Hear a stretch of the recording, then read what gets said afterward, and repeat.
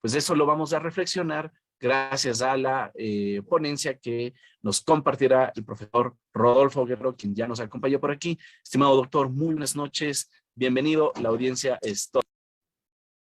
Muchas gracias, apreciado amigo doctor Damián Armijos, director general de Latin Juris, por esta cálida bienvenida, referencia a mi persona.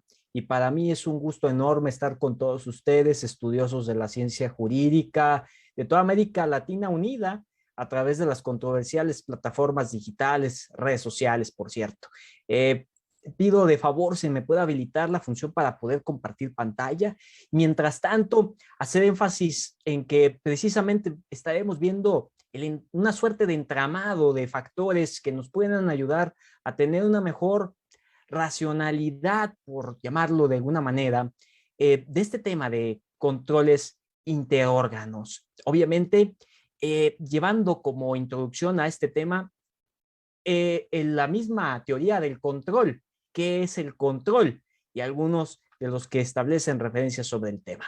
Bueno, comparto pantalla y hacemos alusión al tema con el cual nos han estado haciendo la generosa invitación, control interórganos, pesos y contrapesos. Aquí estaremos haciendo un análisis general con muchas referencias, obviamente, a la estructura del sistema jurídico mexicano.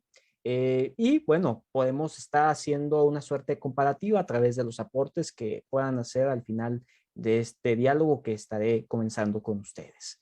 Obviamente, al hablar de esto, nos lleva a introducirnos de la siguiente manera. Hablar del principio de frenos y contrapesos es, de alguna forma, similar al de apertura. Es decir, los frenos y contrapesos no son un fin en sí mismos, son un instrumento para asegurar otros objetivos, tal como la equidad, el control de la corrupción, entre muchas otras situaciones que vemos en nuestros países democráticos, y permítanme hacer una suerte de comillas como son las que estamos viendo aquí en esta filmina. El contenido de esta presentación va a basarse en 5 puntos importantes, 5 ejes. El primero de ellos es establecer qué es la teoría del control, posteriormente la teoría tripartita tradicional planteada por Montesquieu, los frenos del poder, los controles interórganos y también los intraórganos, y las relaciones interorgánicas en México y la proyección de los órganos constitucionales autónomos, los cuales son parte del entramado jurídico que tiene México. Bueno, comenzamos con el primero de los temas. Hablar de la teoría del control, ¿a qué nos lleva? ¿A qué nos conduce? Bueno, tenemos que hacer referencia prácticamente obligada a lo que establece la propia noción o necesidad del control. Recordemos ese establecimiento que se da a partir de la división de poderes, lo cual no necesariamente genera legitimidad. Esto cuando se ve más allá de los límites o de la propia razonabilidad que va a tener una constitución dentro de un sistema democrático.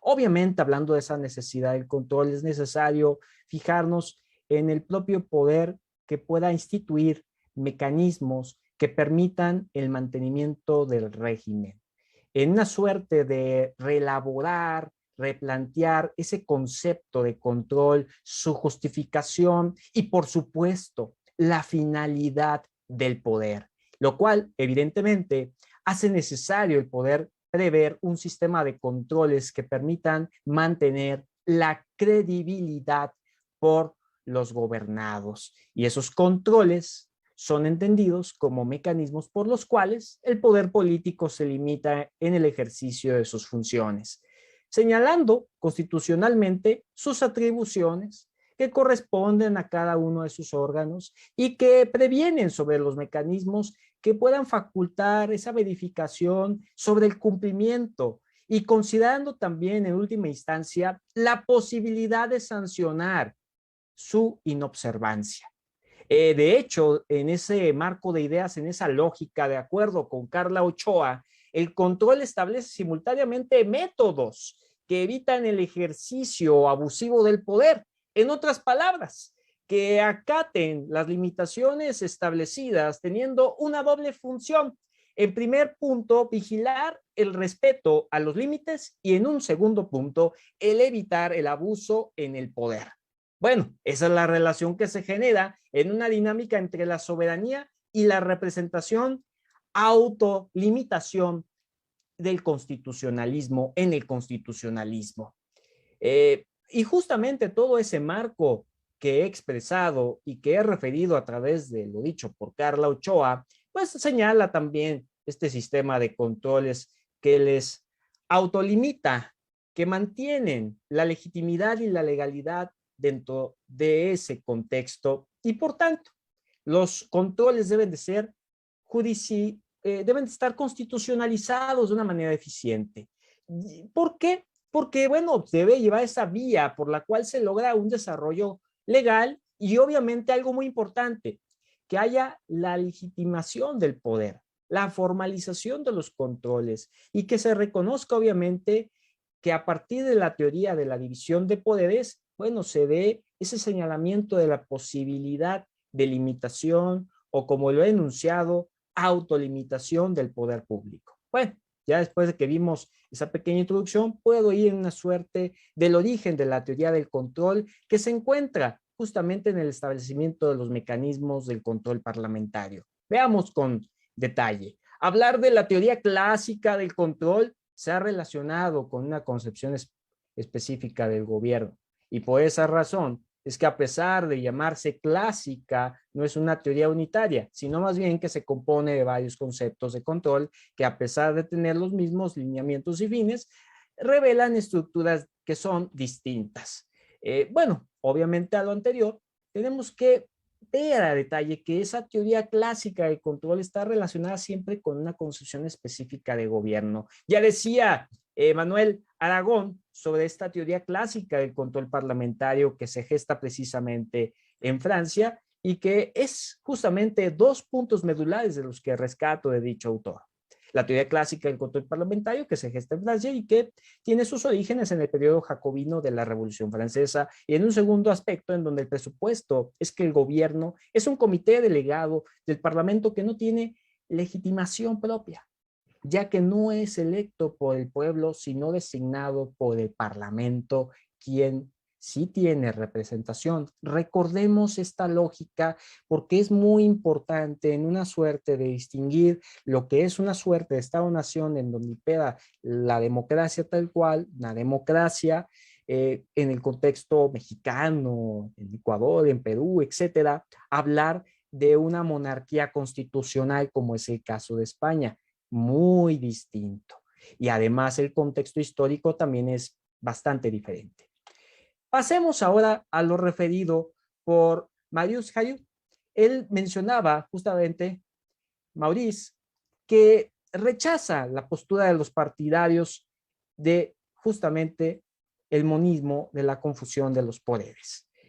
Hablar justamente de este autor me lleva a hablar justamente de esa denominación monista, ¿no? A ese tipo de legitimación en virtud de la cual se considera el gobierno un comité delegado, que se opone a la legitimación dualista, por cierto, que es una característica de la monarquía constitucional en la cual hacía esa diferenciación de los propios sistemas jurídicos que caracterizan a las naciones, por una parte del occidente, en donde estamos todos nosotros convergiendo en esta suerte de América Latina unida, a hablar de la extensión en donde podríamos llamar una suerte de razonabilidad iberoamericana. Y bueno, ¿en qué consiste justamente hablar de esa legitimación dualista que es característica de una monarquía constitucional? Rápidamente. Bueno, consiste en que el Parlamento se legitima democráticamente y el rey de una forma dinástica. La otra posición también se daba en Alemania, en donde su gobierno se legitimaba mediante el principio monárquico y consideraba al Parlamento como un órgano auxiliar del monarca y se trataba de una monarquía limitada. Bueno, justamente en ese marco de ideas es que Maurice rechaza esa postura y además nos advierte de esa confusión de poderes y que sostiene que el gabinete de ministros no es más que un comité delegado del gobierno por las cámaras, pues es improbable Él dice de una manera bastante peculiar, singular, que quien actúa con sus facultades delegadas pueda disolver al órgano delegante. Y vean ustedes, llama la atención que en un sentido clásico del control, bueno, podemos dilucidar que el gobierno es designado por el Parlamento como una suerte de comité delegado, como acaba de advertirnos Maurice, y que ejerce esas facultades que son concebidas por delegación, o sea, carece de autonomía y de facultades propias, es designado por la Cámara y es el Parlamento quien tiene el control de las facultades del gobierno. El control parlamentario es ese medio para instituir un gobierno, sostenerlo y hacerlo caer. Por tanto, en ese razonamiento es bastante notorio que el Parlamento es quien limita esas facultades del gobierno, apoyado en ¿qué? Damas y caballeros, la Constitución. Y no obstante a lo que hemos aludido en estas referencias importantes, vale la pena recordar además estas dos referencias en pantalla. No deseaba omitirlas bajo ninguna circunstancia, porque estamos recayendo en una suerte de control. Tenemos que comprender bien esta palabra para dimensionarla. ¿De qué manera, haciendo correctamente la aplicación en una suerte de carta magna, de ley de leyes, de ley fundamental, puede ser bien encaminada esta palabra bajo el tema de división de poderes, del límite de los mismos, y no lo que, por ejemplo, argumenta Michel Foucault cuando analiza los discursos y las prácticas como formas de poder en la sociedad disciplinaria, las cuales, por cierto, ya configuraban una individualidad determinada, es decir, esa figura que él hacía alusión, Foucault, como el cuerpo dócil, tras los acontecimientos de la Segunda Guerra Mundial y esas nuevas modalidades de operar que daban lugar a la sociedad de control, conformando una individualidad autogobernada. Pero ojo aquí, si lo complementamos con Robbins, en donde el control puede definirse como el proceso de regular actividades que aseguren que se están cumpliendo como si fueran planificadas y corrigiendo cualquier desviación significativa, encontraríamos una suerte de entender lo que hoy por hoy se comenta a nivel jus naturalista, la interpretación de las cosas, ver que el marco jurídico no es una suerte de lex dura lex, porque precisamente bajo ese razonamiento y extrapolando el mismo hacia los controles interórganos, es como nos damos cuenta que los poderes del Estado no pueden, o no deberían, mejor dicho, salir de la suerte de lo que cada uno le corresponde hacer, que es, a ver, el judicial le corresponde una suerte de garantizar la justicia en la población, al legislativo de generar las legislaciones en torno a la fenomenología social, a sus necesidades, y al ejecutivo de representarte ante las demás naciones del mundo, entre otras facultades que tienen el mismo poder. Pero en ese entendido, comprendemos que debe de haber una suerte de diálogo y que debe haber una suerte de comprensión de las demás posturas que ya están ocurriendo en otros países y no hacer deformaciones que no van acorde al contexto histórico de ese Estado-nación. Simplemente pongo aquí este pequeño marco en una suerte de paréntesis y cerramos con esta reflexión de manera parcial, debo decir, con Robert Reslop. Él nos hace énfasis en que ninguno de los poderes, refiriéndose concretamente al legislativo y al ejecutivo, debe tener una autoridad superior que le permita dominar al otro, ya que ambos poderes sirven a un mismo amo, el pueblo soberano. Ojalá, y les digo con el rigor académico que me embiste, que sea así o que fuera así. Cada quien podrá opinar y podrá decir con argumentos algo mucho más claros y precisos si esta suerte de concepción de Robert Reslop llega o no llega. Bueno, diríamos que en un mundo feliz, libro de justamente Huxley, bueno, pues diríamos que sería lo romántico, ¿no? Pero en una suerte de realidad vemos que hay mucha asimetría. Ahora bien, justamente en ese marco en donde vemos el control, vemos la teoría, vemos las referencias, nos lleva inmediatamente al segundo de los puntos dentro de esta presentación.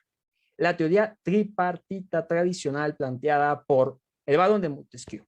Hablar de Montesquieu es referirnos a algo fundamental. ¿Qué es ese algo fundamental?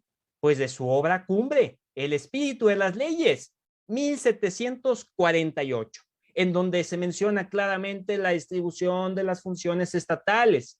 Y no obstante a ello, no plantea una división cortante de la misma, sino que más bien establece cómo se encuentran basadas en equilibrio y también en control las funciones a fin de poder contrarrestar ¿qué? El absolutismo. Y además, recordando que el control se ejerce entre, como hemos visto anteriormente, la función ejecutiva, legislativa. ¿Por qué? Puesto que el judicial debe de estar dotado de la plena independencia para poder desempeñar ¿qué? La función jurisdiccional.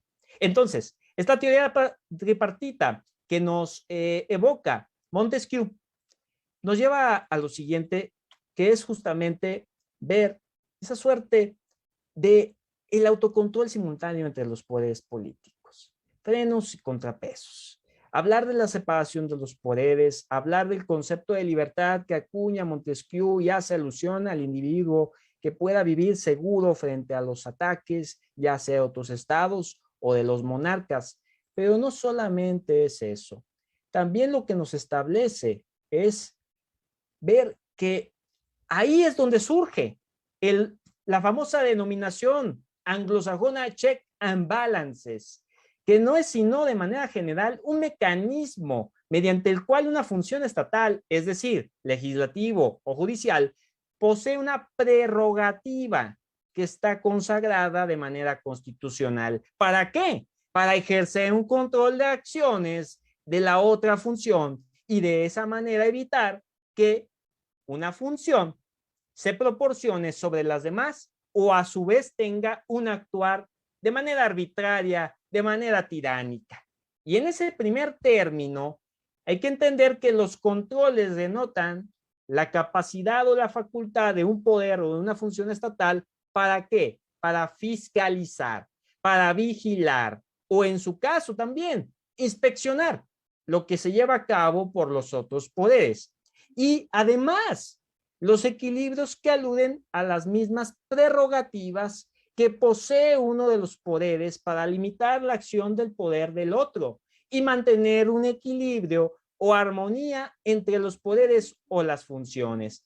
A ver, Montesquieu justamente planteó ese inicio de la existencia de dos poderes, es decir, el legislativo y el ejecutivo, ya que, bueno, según algunos autores también hay que hacer la referencia al judicial, lo presenta como una dependencia del ejecutivo. Ojo, pero esto no se desvanece cuando explícitamente establece las funciones de cada uno. Como el poder ejecutivo no forma parte del legislativo más por su facultad de impedir, bueno, ya nos menciona Araya Olmos que todo se irá por la borda si en un mismo sujeto o en el mismo órgano, ya sea administrativo, jurisdiccional o legislativo, ejerciese estos tres poderes: el de hacer la ley, el de ejecutar las resoluciones jurisdiccionales y el de juzgar crímenes o controversias. ¿Por qué? Porque como se ha dicho y además haciendo inicio tanto a John Locke y de manera paradójica a Montesquieu, se establecían que la función judicial estaba supeditada ya sea al ejecutivo o al legislativo, lo que queda obviado porque luego ya se aprecia la distribución tripartita del poder. Y de esa manera es como vemos no solamente que existe una congruencia del por qué está investidos ciertos puntos en nuestras constituciones que generen una suerte de selección de los mejores perfiles, sino además de las limitaciones que hoy por hoy deberían de establecerse.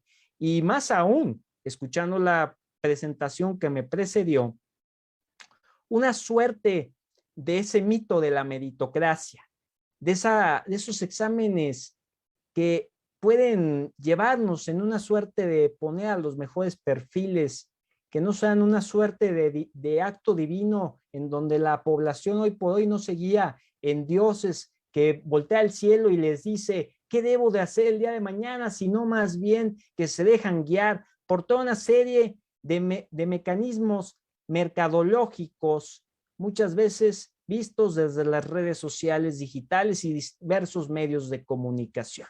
Bueno, entonces es así como se entiende en buena medida esta teoría tripartita, y además podemos agregar lo siguiente: Montesquieu debe de entenderse claramente que él comprende la función ejecutiva como la que ejecuta las leyes, como la que posee la decisión respecto a la guerra o la paz, y de igual manera de velar por la seguridad externa.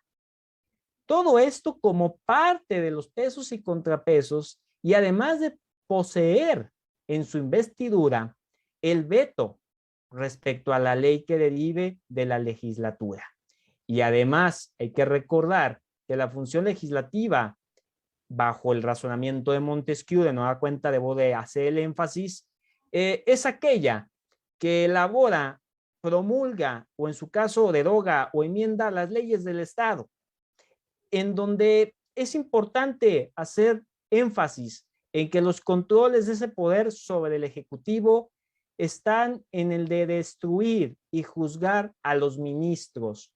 Y cuidado con las palabras, destruir y juzgar a los ministros, además de poder velar en el cumplimiento de las leyes, para finalmente localizar que para Montesquieu hablar del poder o de la función judicial, pues es esa manifestación o aquel en donde se encarga de sancionar los delitos o juzgar los conflictos. Una referencia, por cierto, que también es aludida por Otero Parga. Bueno, de esa manera es como no solamente magnificamos el tema dentro de la ciencia política, sino también le encaminamos mucho a nuestra área de estudio, que es lo jurídico, que dicho sea de paso, a ver, la ley, la propia ciencia jurídica es un instrumento de lo que es la política en una suerte de ¿qué? De lo que estamos hablando. Establecer un correcto y razonable punto o manifestación del control. Los frenos del poder es el tercer punto que deseo desarrollar con ustedes en este diálogo académico. Hablar de los frenos del poder es algo bastante importante. En general, la organización política gobernada por personas excluidas de establecer el bien común, o que tiende por naturaleza a la concentración de poder, o quien ejerce el poder político en todo tipo de estructuras de gobierno que pretende hacerlo sin límites, como observamos en las realidades de nuestros distintos países, y su objetivo es huir de cualquier clase de controles o, en su defecto, disimular o reducir sus efectos.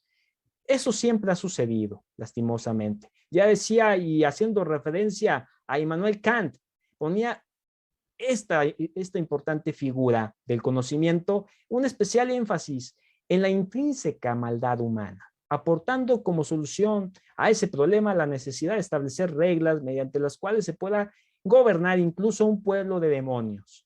Para el autor alemán, esas reglas, esas leyes generales se establecían a partir de una constitución de tal modo que los sentimientos particulares opuestos se frenen de manera mutua. Además de esta referencia que debo de agregar, tal vez de una manera coloquial, cualquier parecido con la realidad es mera coincidencia. Bueno, en ese entendido, comprendemos no solamente una parte de lo que es la génesis del tema que nos ocupa, sino además de establecer una suerte de razonabilidad con la vinculación de la filosofía política, evidentemente, pero de llevarnos al antecedente del pensamiento clásico grecorromano, en donde también se planteaba de una manera temprana la necesidad de impedir la concentración del poder. Es decir, que esa concentración del poder, que también se hacía de manera temprana desde el punto de vista del pensamiento clásico grecorromano, pues hacía durante el medievo y a inicios también de la construcción del Estado moderno. En la Grecia clásica y en Roma ya se elaboraban esas doctrinas sobre las formas de gobierno.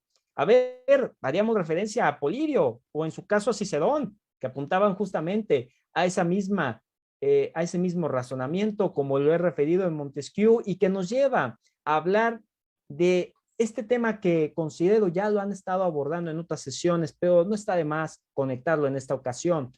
Hablar del sistema presidencialista. Cómo esa pequeña introducción que acabo de manera bastante a grosso modo referir, nos lleva a entender esa ubicación del origen del sistema presidencial ubicado en las colonias inglesas radicadas en la costa este, de lo que posteriormente y en la actualidad representa Estados Unidos de Norteamérica, los inmigrantes ingleses situados en ese lugar que buscaban librarse de los excesos de la corona y que fue concentrando una declaración de independencia y de formulación de su constitución, todo esto mediante la opción clara del principio de división de poderes y en donde se entendía la división de las funciones y en donde también el sistema de frenos y equilibrios se encontraban en esa ecuación. Además de la Constitución estadounidense, que fue esa respuesta a los malos recuerdos de la tiranía. Debemos recordar paralelamente el caso de la revolución que se da en Francia y que en buena parte hace una importante evolución en todo el mundo porque los demás países quisieron emular inmediatamente esa suerte de evolución en sus territorios respectivos y que conforme pasó el tiempo se fue logrando, aunque fuera de una manera, ustedes si quisieran denominarlo modesta, pero se estableció. Y bueno, así vamos a encontrar justamente no solamente el precedente del sistema presidencial, sino también esa razonabilidad que a veces la dejamos de largo porque nos parece algo insignificante. Hablar de la Constitución estadounidense como una evolución a ese país también era establecer esos controles interórganos y además esa supremacía de los demás poderes. A ver, ¿cuáles son las características de un sistema presidencialista? ¿Lo recuerdan? Podemos mencionarlo de una manera bastante general, porque sé que cada país tiene sus propias lógicas aplicadas según el contexto histórico, por supuesto. Pero podemos mencionar sobre las jefaturas de Estado y de gobierno que se concentran en una sola persona, es decir, el presidente, los presidentes que son electos bajo el sufragio universal, evidentemente, el jefe del Ejecutivo y su gabinete que son independientes al legislativo, el presidente, los congresistas que cumplen un periodo de duración en el cargo. Bueno, y otra vez, la gran diferencia entre cuando existen esos límites a los controles interórganos y ese respeto a un sistema democrático, ¿no? A paliar básicamente todas estas figuras y convertirse en un Estado autoritario. Bueno, y en ese término de dilucidar algunas características de un sistema, debo enfatizar, presidencialista, veremos el poder ejecutivo unipersonal. Esa diferencia de los sistemas parlamentarios en donde encontramos un primer ministro, localizamos un gabinete que constituye una suerte de cuerpo ejecutivo de un carácter colectivo. Y además, el presidente en su forma libre, directa, que nombra o en su caso sustituye a sus ministros, secretarios, quienes tan solo son colaboradores. Bueno, en esa suerte es donde nos localizamos en ese momento para ver la lógica de los frenos del poder y llevarnos al cuarto punto de esta amena conversación. Los controles interórganos y también, por su parte, los intraórganos. ¿A qué se refiere este importante tema? A ver, tenemos que introducirnos a partir de lo dicho por Lowenstein, cuando dos cámaras de un parlamento que es un detentador individual del poder frente a los órganos, a los otros órganos estatales, están obligados a cooperar en la promulgación de la ley. O cuando el ministro, presidente de un gobierno, esté igualmente considerado como un detentor individual del poder frente a los otros, necesita la aprobación de sus colegas en el Consejo de Ministros para tomar una decisión pública. Y eso, damas y caballeros, se debe a un sistema democrático avanzado en donde impera la razón sobre la pasión, algo que por supuesto, y lo digo tristemente, adolecemos las realidades en América, particularmente América Latina, en donde gana una especie de sin razón y ya sabemos los tipos de acontecimientos que le demanda a cada una de las poblaciones en donde nosotros estemos viviendo.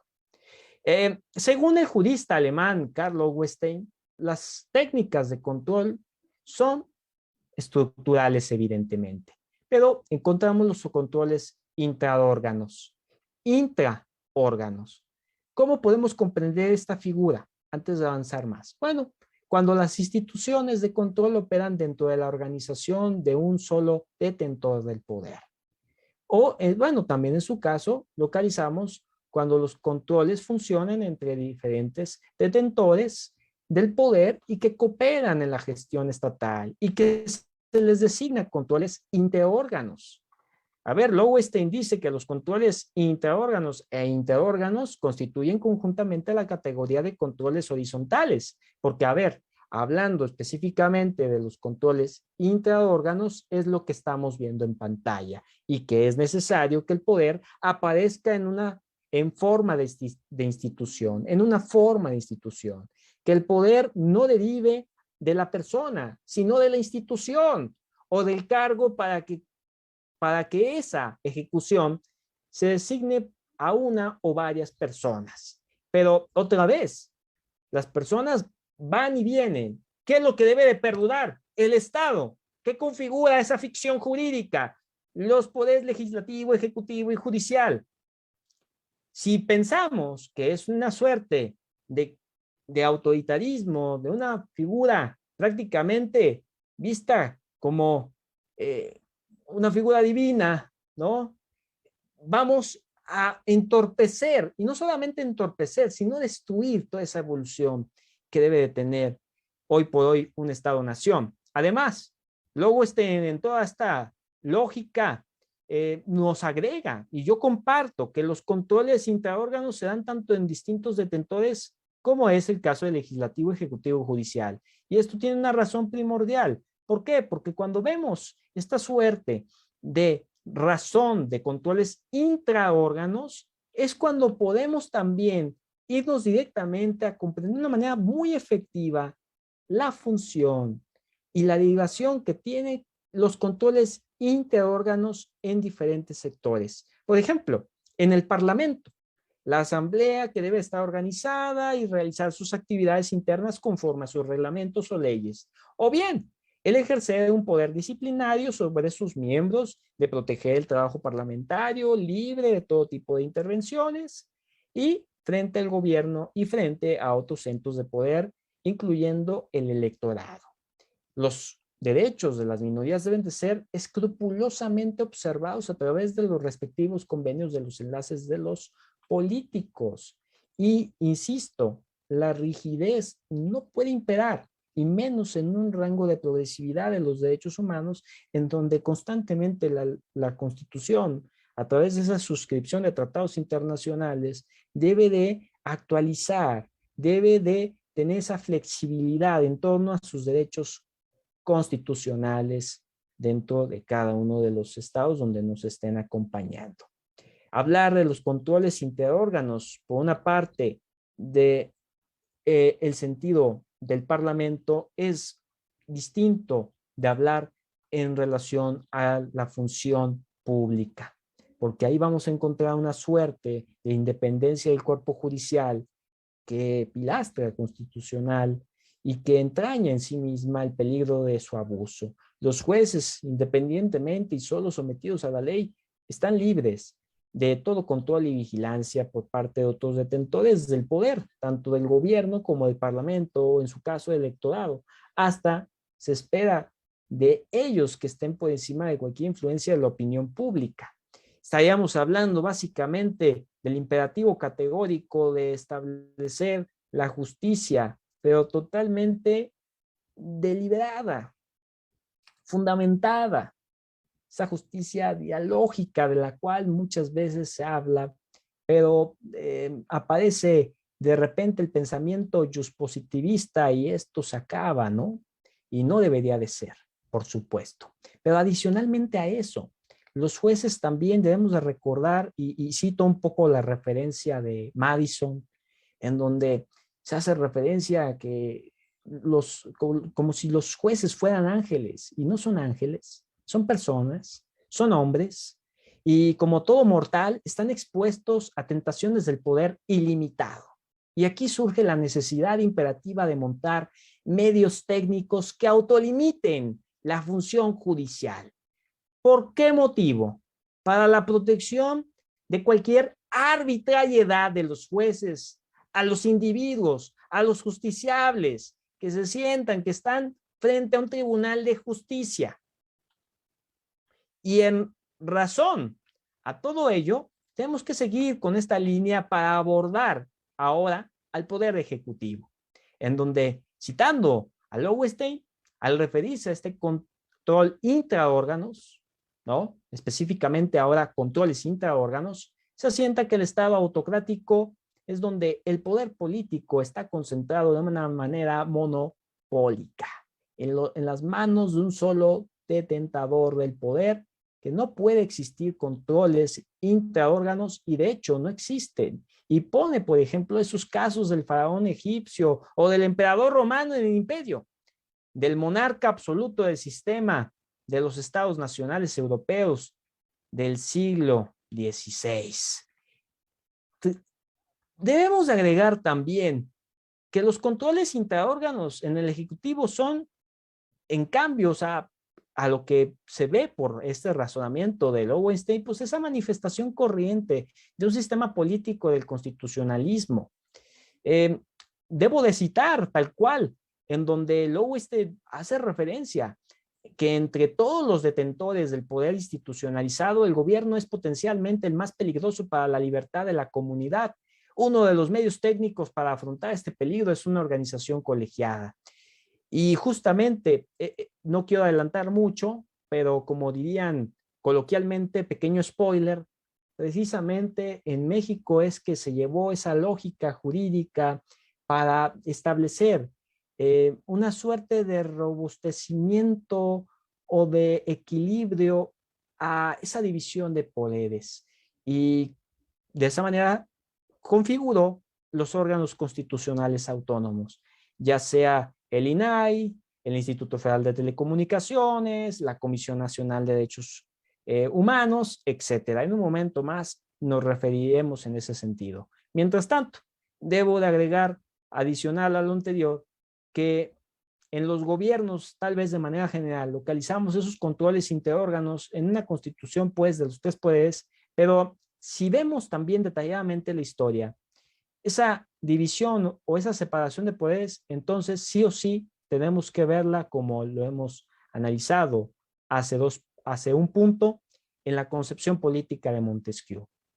¿Por qué? Porque como hemos dicho, el poder contiene el poder y se puede decir que universalmente en todos los países el poder se compone en tres órganos con la finalidad de realizar sus actuaciones dentro de los límites que está sujeto el poder o que sean sujetos para observar y respetar esos frenos y contrapesos en su ejercicio del poder.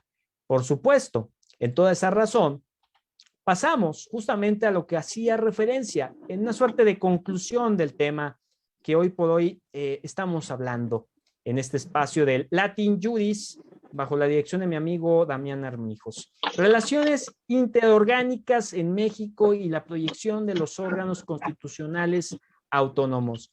Permítanme hacer una pequeña pausa porque escucho una especie de ruido. Les agradecería apagar el micrófono para que sí, todo el mundo... ya lo corregimos. Bien. Excelente, excelente. Sí, digo, no es coartar la libertad de expresión ni mucho menos, ¿verdad? Debo de enfatizar. Nada más es para poder escuchar bien el mensaje, ¿no? Y bueno, en esa suerte empezamos con el siguiente razonamiento, que es el tema de las relaciones interorgánicas, pues es fundamental para la adecuada comprensión de las tareas y funciones de los órganos constitucionales autónomos, haciendo referencia obviamente al caso mexicano. A ver, la Constitución señala en su primer término el tipo de Estado que define para su porvenir en su población y la estructura jurídico-política que desde sus inicios pues, ha determinado con una forma de relación entre los distintos ámbitos competenciales. No todas las funciones mencionadas representan funciones de control, por lo que se señala una suerte de opinión en relación a las facultades del poder, si tienen ese carácter, como aquellos que tienen el poder ejecutivo, que pudieran parecer su contrapeso. Entre todos los razonamientos que obviamente vienen a encajar para darle mayor sentido a este punto. Y evidentemente, hacer la referencia que la forma de organización jurídica política de acuerdo con lo que es el diseño estructural de la Constitución mexicana, pues demuestra esa existencia y funcionamiento de los órganos constitucionales autónomos que alimentan de una manera bastante focalizada la presencia de la sociedad civil. México está organizado de acuerdo a un modelo federal y esto pues para su ejercicio de potestades que acarrea la existencia de al menos dos ámbitos competenciales, el federal y el estatal. No obstante, no se niega de ninguna manera la existencia de los espacios municipales, evidentemente se reconocen. Más bien, pues se deja marcado que para el tema concreto de efectos, pues los municipios no deben de ser mirados como un espacio de tercer nivel, sino más bien como espacios de toma de decisión bastante cercanos con los habitantes. Justamente esa relación que he hecho, pues es para poder advertir sobre esas relaciones interorgánicas del tipo vertical, que no debería de llevarnos al extremo de encontrar a los municipios hasta el más bajo nivel de decisión política y o administrativa, sino más bien a ese desarrollo y ejercicio de la potestad a partir de ese ámbito de decisión. ¿Por qué? Porque los municipios es donde viven las necesidades, es donde se viven esas necesidades que requieren atención de manera próxima, de manera puntual, y la gestión que tienen los órganos constitucionales autónomos es distinta a la de los estados federales, que son, por cierto, centrales. Y bueno, justamente depende del grado de complejidad en donde encontremos ambos casos, porque en todo vamos a ver esa existencia de autoridades centrales, vamos a encontrar evidentemente nacionales, departamentos o incluso autoridades locales que no tienen el grado de dificultad operativa que puede verse en el caso de los estados de tipo federal o donde la concepción de lo nacional y de las relaciones interorgánicas de un tipo horizontal pues vienen a ser en sí mismas mucho más complejas y extensas. Y bueno, pues ni qué agregar cuando se habla de relaciones que se desprenden de distintos ámbitos de decisión, en muchos casos, donde converge una ejecución de alguna tarea determinada que exige esa vinculación entre autoridades federales, locales y en muchas ocasiones municipales. Bueno, vamos a localizar evidentemente dentro de la particularidad que tiene la evolución del sistema jurídico mexicano, el asiento constitucional, el cual da razón de esa autonomía de los órganos constitucionales. Hablar de cuestiones esenciales que toca la autonomía en relación a lo que se desprende del carácter constitucional es hablar de esa aproximación en donde se da una tesitura de la función que tiene una persona que ha sido designada, se supone, bajo la sociedad civil para representar asuntos mayúsculos sobre la agenda de desarrollo que plantea, en este caso, México, ya sea en telecomunicaciones, en la garantía de la protección de datos personales, de la transparencia, del acceso a la información, de la defensa de los derechos humanos. Pero aquí hay un fuerte debate al respecto. ¿Por qué? Porque para poder aprobar estas figuras, ¿por qué punto tendrán que pasar a su aprobación y a su diagnóstico? Justamente al Poder Legislativo. Muchos critican, entonces, ¿por qué son descentralizados si dependen de la opinión del legislador? Bueno, ese debate existe muchas veces cuando se habla del tema. Otro de los puntos es que uno de los tres poderes, ejecutivo, legislativo y judicial, imponga a quien más le agrada, el perfil que más le agrada, para que sea el titular de ese órgano constitucional autónomo.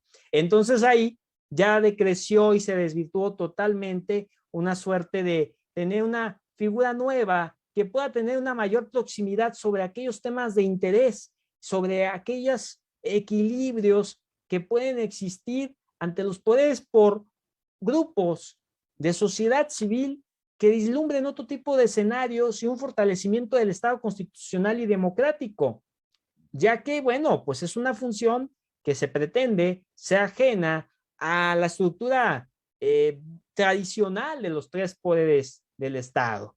Pero al final lo que estamos encontrando en este punto es que el origen constitucional de los órganos constitucionales autónomos, pues justamente no se respeta. ¿Por qué? Porque ese principio fundamental dentro de sus características es la autonomía. El reconocimiento de esos órganos en el más alto nivel normativo del país es una característica fundamental. No es origen constitucional el que realmente les coloque en una situación de autonomía plena respecto a los tres poderes clásicos y ante los demás órganos estatales. O sea, todo ello se puede constatar a partir de una reflexión la cual se plantea respecto al diseño institucional de la propia Constitución de 1917. En ese texto original de la Carta Magna es donde se define precisamente la estructura de las competencias de los tres poderes y se trazan algunos rasgos de las relaciones interorgánicas, horizontales y verticales acordes a un modelo federal. Pero, desde luego, no puede haber esa dinámica de creación de órganos constitucionales autónomos si obedece a una dinámica en la cual carezca de autonomía y carezca, por supuesto, de esa libre determinación de quien va a conformar ese organismo y va a ser su titular. Y justamente con esa aproximación, en esencia, a la Constitución también, pues se debe de establecer que el reto que hoy por hoy enfrentan los órganos de un poder ciudadano para el control del poder público, pues es justamente irnos al origen constitucional y que se garantice. Y eso, discúlpenme, es un desafío mayúsculo cuando hablamos de las asimetrías sociales que se viven dentro de un país en donde, si bien es cierto, existen los derechos plasmados en una constitución, citando a Ferdinand Lasalle, pues encontramos constituciones hoy por hoy que son documentos de papel, porque no se aplican correctamente y este tipo de propuestas que hoy por hoy son una realidad se quedan bastante flacas cuando existe una simulación por el no respeto de la misma figura por los otros tres poderes del Estado. Así como cuando los tres poderes del Estado no respetan sus propios objetivos, funciones y finalidades, porque están en una suerte en donde, ¿sabes qué? Vamos a mencionar en este caso concreto, estimados damas y caballeros, los partidos que son de naturaleza evidentemente política y en donde al ser del mismo partido todos somos amigos, olvidamos las facultades que cada uno de los poderes tiene y tú haces lo que yo te digo. Entonces, ¿dónde quedó todo esto que estamos hablando? Pues queda en el discurso. ¿Por qué? Porque claramente van más allá de lo que debería ser el respeto al Estado de Derecho. Obviamente, para poder ver este tema a finalidad, requeriría una nueva conversación con todos ustedes. Yo les recomiendo que en este último apartado que hago alusión particularmente de los órganos constitucionales autónomos, vean la referencia de el jurista Enrique Uribe Arzate en su texto Autonomía de los órganos constitucionales para tener una mayor perspectiva, de lo cual he tomado algunos puntos clave para poderlos exponer en esta ocasión, en este último de los apartados, y mencionar evidentemente que dentro de este marco de ideas la presencia de la actuación de todo esto pues es una respuesta a las necesidades de vigilancia y control sobre quienes nos gobiernan. El impacto institucional que estos órganos tendrían que ejercer en la conformación de los poderes del Estado y la forma de organización jurídico-política que también pudieran provocar esa concepción y esos conceptos hasta ahora inamovibles de las ideas políticas. ¿Por qué? Porque recuerden ustedes que vale más imperar bajo una fórmula infalible que está experimentando en una suerte en donde mucha esperanza para el político que sigue una suerte de ideas o del manifiesto dejado como algo para la posteridad de parte de Maquiavelo, se traduce como una debilidad del mandatario que tiene una función de representarte, en este caso bajo una figura del poder ejecutivo. Bueno, yo agradezco mucho la oportunidad de poder hablar con ustedes de estos temas tan importantes que indudablemente son dignos para desempeñarse en todo un seminario, ¿no? Ciencia político-jurídica, pero bueno, les dejo a continuación mis redes sociales para seguir adelante en todos estos temas. En lo particular me desarrollo mucho también en el área de Derecho y Tecnologías de la Información y Comunicación. Les agradezco mucho y quedo a sus órdenes, estimado Damián. Muchas gracias. Muchísimas gracias. Igualmente, apreciado Rodolfo, por tan magnífica ponencia. Igualmente, pues agradecer a todo el personal que nos sigue en redes sociales que han estado compartiéndonos sus comentarios. Igualmente recordarles a los participantes que se encuentran aquí en Zoom que si tuvieran alguna pregunta pueden levantar su mano.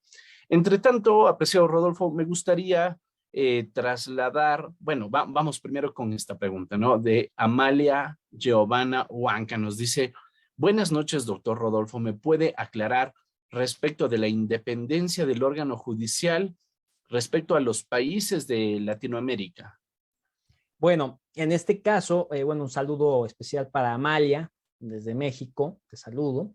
La independencia del órgano judicial. Bueno, obviamente va a depender, como he dicho, de esa configuración que tuvo ese Estado-nación en su propia construcción democrática, ¿no?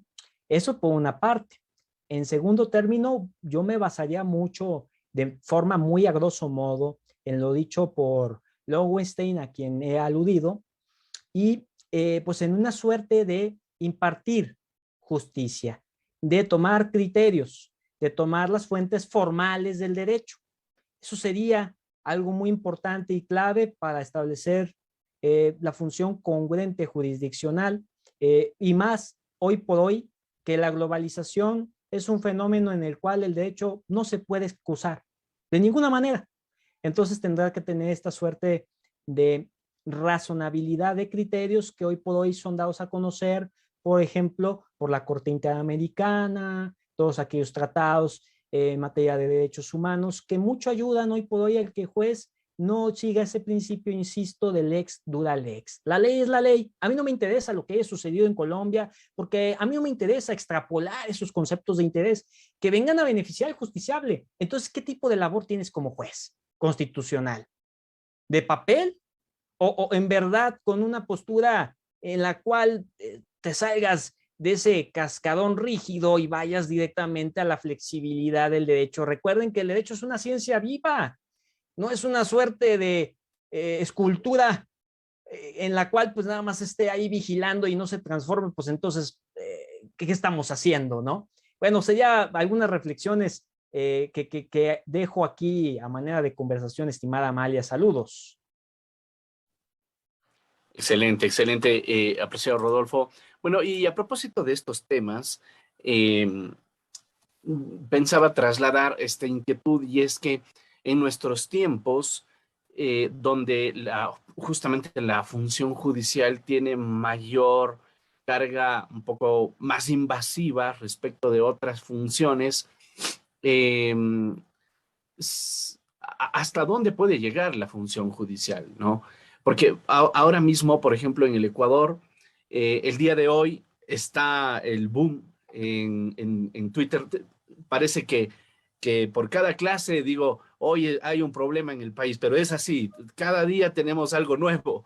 Y hoy está el Twitter a reventar, porque, por ejemplo, el Poder Judicial, a través de una judicatura, otorgó medidas cautelares para evitar que la presidenta de la Asamblea Nacional sea destituida porque pues están en un proceso allí de investigación por presunto incumplimiento de funciones. Entonces, presentó una medida cautelar, la función judicial interviene, le suspende pues este acto, la posibilidad de que se reúnan y conozcan el informe.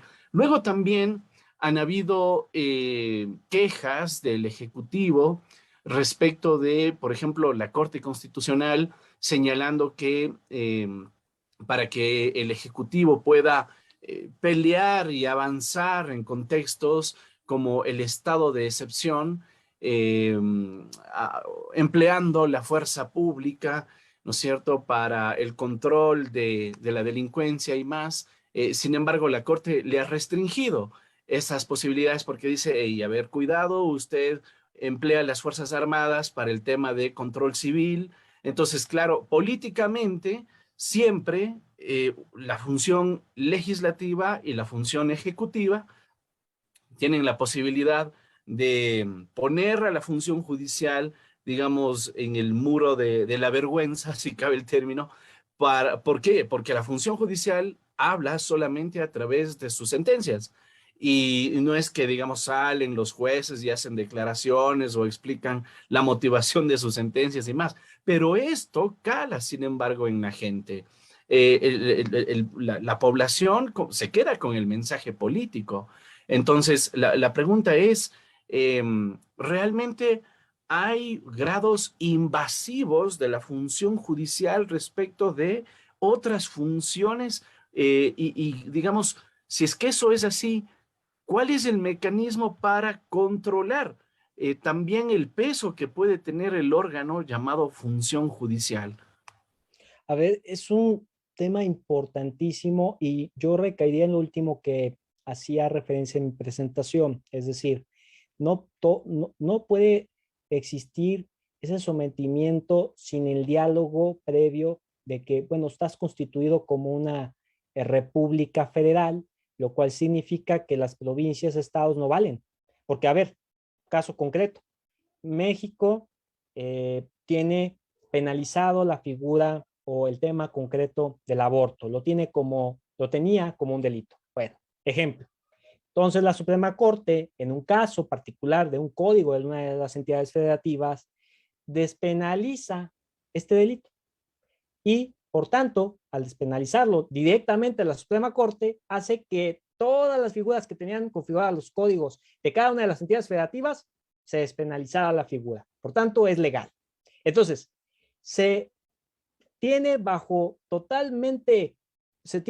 el sometimiento total lo que representa la dimensión estatal y municipal dentro de un país como México, porque en un plumazo la Suprema Corte determinó que todo lo demás no se tenía que dialogar, que los congresos de los estados, que tienen sus propias constituciones, claro, no más allá de la propia constitución federal, pero no valen en un discurso. Entonces, puede llegar muy lejos haciendo que haya una sinrazón dentro de las lógicas que, insisto, se viven en una suerte de asimetría social dentro de un contexto nacional.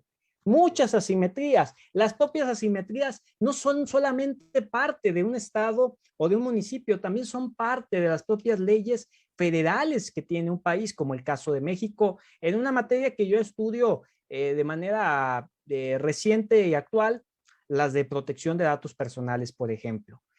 Una tiene consideraciones sobre sujetos obligados, mientras que la de los particulares no tiene nada. O sea, le hace falta actualización. Y de esa manera vamos a poder encontrar cómo algunas suerte de lo que conforma ese Estado de Derecho se olvida, se deja a un lado, porque dentro de la pirámide y la jerarquía de las cosas es más importante y yo tengo más poder, entonces lo demás tiene que someterse a mis designios. Entonces, ¿dónde quedó esa famosa justicia del diálogo? pues quedó solamente, insisto, en el discurso, porque tiene peso lo que haga el órgano máximo, que es la Suprema Corte de Justicia de la Nación, lo que resuelva el Congreso de la Unión, lo que resuelvan las dos cámaras en conjunto en una iniciativa que después es una ley publicada en el Diario Oficial de la Federación, y que nunca se le tomó opinión o consideración ni a los expertos en la academia, ni a la sociedad civil, ni a nadie más que su propia lógica, que es hoy por hoy en México el Ejecutivo tiene una mayoría del mismo partido donde representa, y les dice, tengo este proyecto, y en teoría, ¿qué tendría que ser el legislativo? Lo estudiamos, lo valoramos, lo ponemos a consenso, pero no pasa así. Dice, y es una declaratoria lamentable. Ojo, mi estimado Damián, que los propios senadores de esa bancada de partido político donde el presidente representa, porque no se ha exentado de ello, dicen que es un honor estar con el presidente y aprobar ese proyecto que él presenta. Entonces, ¿qué división de poderes también hay ahí? Y la Suprema Corte muchas veces ante las decisiones del Ejecutivo y sus designaciones parecería que le dan la razón. Pues ¿quién es el ministro presidente? Pues el quien era la máxima figura del Supremo Tribunal, y parecería que a veces el Ejecutivo dice lo que se va a hacer y no se va a hacer en torno a un caso que le compete a la función jurisdiccional. Hazme el favor, otra vez, ¿dónde quedó el sentido de cada uno de los poderes en donde yo le mando al legislativo desde mi figura del Ejecutivo, donde yo le mando al Poder Judicial desde mi figura del Ejecutivo, o de donde el judicial desvanece la preponderancia de la dimensión municipal y estatal sobre lo más importante que es para ellos, la federal, olvidando todas las asimetrías sociales? La desigualdad es un padecimiento terrible que tiene nuestro país y que tienen todos los países, me atrevo a decir, de esta realidad global. Entonces, son algunas de las tantas cosas que yo puedo mencionar, mi estimado Damián. Creo que me extendí un poco, pero estos temas a veces se emocionan. No, ya está muy bien, no, de acuerdo, muchísimas gracias. Vamos a darle la palabra a la abogada Emelda Valdés, quien tiene levantada su mano. Buenas noches, doctora. Su micrófono está apagado todavía. Muy buenas noches con todos ustedes. Para mí es un gran privilegio estar en este diplomado iberoamericano, y tomándole la palabra al doctor Rodolfo Guerrero con las formas de hacer justicia en diferentes países, lo que yo puedo entender, me trae a colación un hecho que ocurrió en la ciudad de Guayaquil el 27 de abril del presente año, que salió en los diferentes medios de comunicación, donde se acusaba a los padres de familia de explotación laboral de 4 menores de edad. La policía llegó hasta el domicilio de estos padres, allanó, utilizaron canes, comenzaron a olfatear todo y no encontraron, por supuesto, nada, porque el fiscal que realizó era de delincuencia organizada. Los llevaron detenidos, al día siguiente le dejaron en libertad. Ahora bien, ellos acusan de explotación laboral, pero fue la Fiscalía de Delincuencia Organizada. Entonces, ¿de qué hecho estamos hablando? Entonces le pregunto al doctor Guerrero, ¿el derecho tiene rostro de pobreza? Porque sabemos que en el Ecuador, por lo menos donde yo resido, en Guayaquil, Ecuador, hay privilegios que se dan. El que tiene mayor poder económico es el que agilita la justicia. Se aplica lo que dice el artículo 169 de la Constitución de la República del Ecuador. Celeridad procesal. Y pueden salir en el acto. Pero en cambio, la gente pobre, la gente que menos posibilidades tiene, es la que más afectada se ve, y la justicia no es aplicable. Los jueces son algunos, no todos, son sordos, ciegos y mudos. Entonces, en este sentido, doctor, le agradezco por su disertación, también a la doctora Romina, excelentes expositores, y pues para los dos, ya que están ahí todos dos, ¿ustedes creen que la justicia y el derecho tiene rostro de pobreza? Muchísimas gracias. Bueno, es un tema bastante triste, la verdad, que no se cumpla esta garantía constitucional en la que pues se respete la dignidad humana. Muchas veces en el marco del diálogo académico y de investigación, hay quienes decimos hasta de manera filosófica, pues cómo medimos la dignidad humana, ¿no? Y realmente bajo el nulo profesionalismo del cual es investido una persona para cumplir una función de carácter jurisdiccional, pues es donde vemos la distorsión de el deber ser y que se ponga una cara de determinada suma económica a una persona, lo cual no debería de ser, porque rompe justamente ese principio de establecer la justicia para todos y todas. Evidentemente, la autoridad se ha fijado mucho en estos temas y no solamente es una dimensión tradicional del derecho. Permítame agregar algo que es importante y relacionado a este tema, que es una suerte hoy por hoy bajo las tecnologías de la información de justicia predictiva. Hoy por hoy ante los sistemas expertos jurídicos se han establecido una suerte de mecanismos. Por ejemplo, en Estados Unidos tenemos el sistema COMPAS, así como se escucha, C de casa o MPAS, en donde se determina a través de un algoritmo con ciertos precedentes, preguntas y demás, quién puede ser una persona que realmente pueda ser un potencial riesgo, ¿no? Y ha tenido evidentemente sesgos a partir de lo que es el reconocimiento de una raza específica de persona, en este caso en Estados Unidos los afrodescendientes o los afroamericanos, y ellos son los principales, las principales víctimas de las autoridades porque el algoritmo ha determinado que ellos son un riesgo, los detienen, no hay presunción de inocencia, tal cual marca el garantismo expresado por Ferrajoli, ¿no? No hay presunción de inocencia, vámonos a la cárcel. Y está pasando en muchas dimensiones latinoamericanas. A ver, el caso de Prometea en Argentina, el caso podemos recaer en otros sistemas en España que están siendo una suerte de discusión porque justamente se pone eso que acaba de manifestar en un caso tradicional, maestra Emelda, que es justamente el tema de que se les pone un rostro económico o se hace una discriminación tal cual es la palabra y se vulnera obviamente los derechos fundamentales de una persona. Entonces, el debate lo estoy llevando más allá, lo estoy llevando en un marco de actualidad en donde todos somos vulnerables, porque ¿qué están estableciendo los diferentes países de América Latina? No, es fantástico, vamos a adecuarnos a las nuevas tecnologías y establecen controles biométricos, sí o no.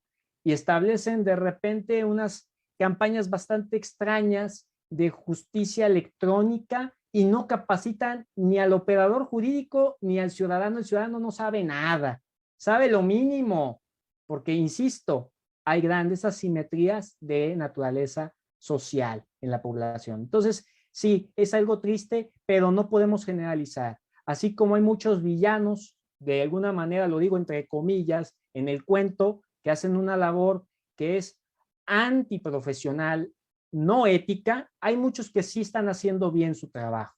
Abogados postulantes, jueces, ministros, jueces constitucionales, depende del país donde nos acompañes, el reconocimiento que se tiene a cada uno de estos operadores jurídicos, pero al final hay gente que está haciendo las cosas de acuerdo a la interpretación y al principio de no discriminar a nadie, todo mundo se le ve de igual manera ante el contexto jurisdiccional y en ese entendido, bueno, tendremos que seguir adelante para que las personas pues no sean exoneradas de lo que es una correcta justicia pronta y expedita. Ojalá que conforme pase el tiempo establezcamos esos perfiles idóneos pues ante los órganos que nos representan, específicamente el jurisdiccional en este caso.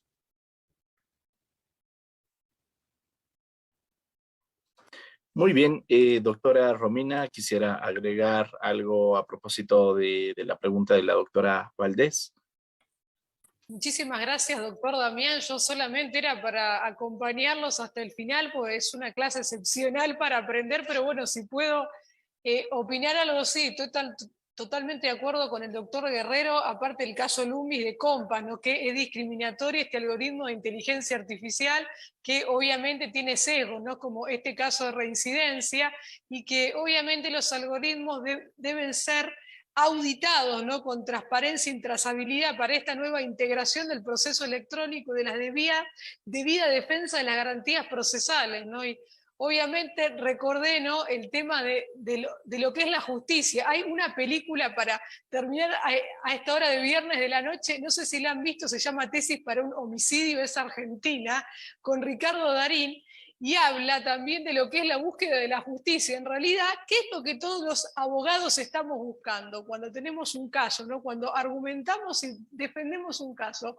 No se busca la verdad.